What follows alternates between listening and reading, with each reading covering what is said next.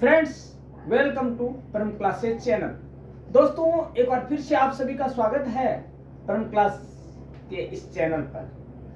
Friends, we will know a new communication model in today's classroom, and the name of this new communication model is the Newcomb's model of communication. Friends, Theodore Newcomb introduced a new communication model in 1953.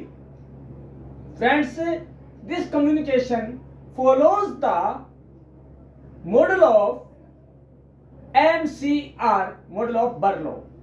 Friends, MCR means message, communicator and receiver.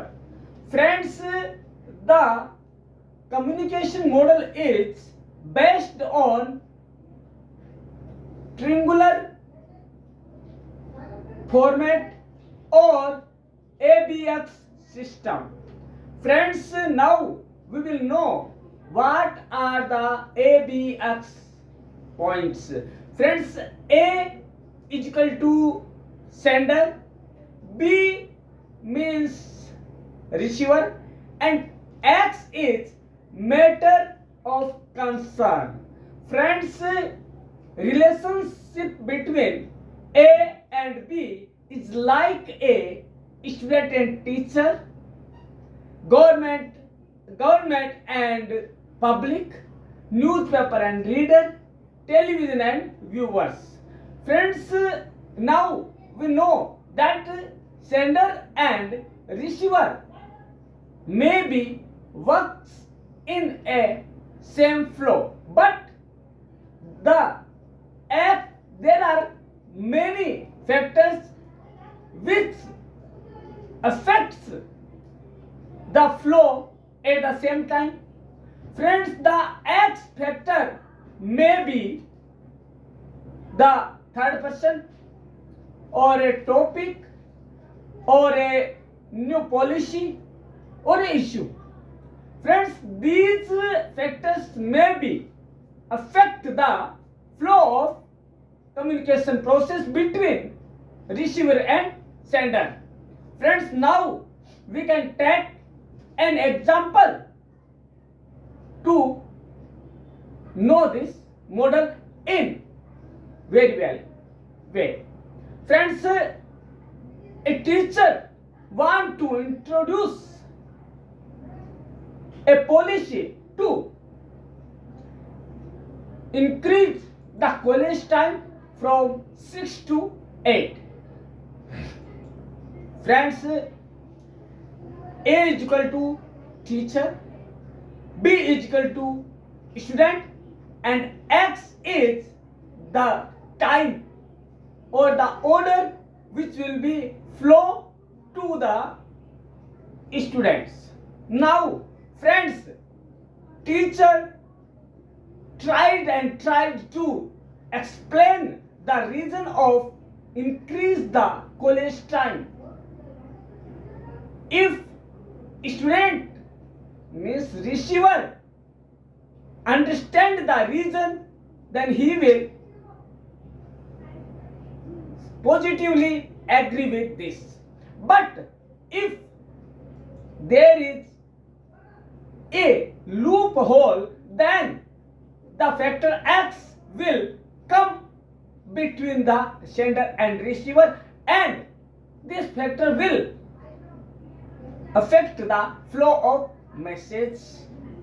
The X factor may be principal, may be punishment, may be other policies, may be example of other schools or colleges time. That is the example for explain or learn the Newcomb's communication model. Friends, now we will know this communication model in Hindi also. दोस्तों, आज के इस classroom में और आज के इस video में हम एक नया संचार मॉडल जानेंगे जिसे कि हम कहते हैं न्यूकॉम्ब का संचार मॉडल। दोस्तों, न्यूकॉम्ब ने 1953 में एक नया संचार मॉडल दिया जो कि बर्लो के MCR मॉडल को फॉलो करता है, उसी के आधार पर चलता है। दोस्तों MCR means M is message मतलब संदेश, C फॉर कम्युनिकेटर मतलब संचारक, और R मीन्स रिसीवर मीन्स प्रापक। दोस्तों बात आती है कि ये किस तरह का है, न्यूकॉम्ब का जो मॉडल है वो अलग किन एस्पेक्ट में है, किन बातों को लेकर अलग है। तो दोस्तों ये जो माध्यम है ये ट्रेंगुलर शेप में काम करता है, या हम इसे ABX सिस्टम पर आधारित भी कह सकते हैं। ट्रेंगुलर क्यों है? A मीन्स यहाँ पे A कौन है? A है सेंडर मीन्स संचारक, B कौन है? प्रापक, एंड जो X जो बीच में है वो कौन है? बिचौलिया कौन है? वो जो बीच में आ रहा है वो कौन है? वो वह संदेश है जो कि दोनों की अंडरस्टैंडिंग को, रिलेशनशिप को, दोनों के संबंधों को प्रभावित करता है। दोस्तों अब बात आती है कि रिलेशनशिप किस तरह के हो सकते हैं, ये संबंध जो है संचारक और प्रापक के बीच में, ये संदेश क्या है या ये रिलेशनशिप क्या चीज है।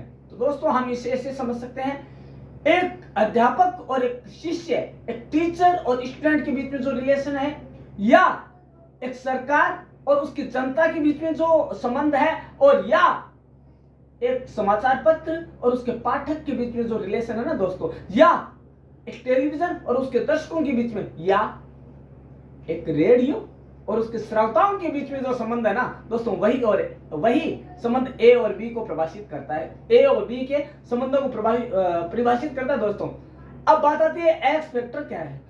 दोस्तों होता क्या है, S और R अपने उद्देश्य को ध्यान में रखकर संचार की प्रोसेस करते हैं, प्रक्रिया करते हैं, संदेश भेजते हैं और प्राप्त करते हैं। लेकिन ये जो एक्स फैक्टर है ना, इसकी मौजूदगी दोनों के फ्लो को, दोनों के प्रवाह को प्रभावित करता है।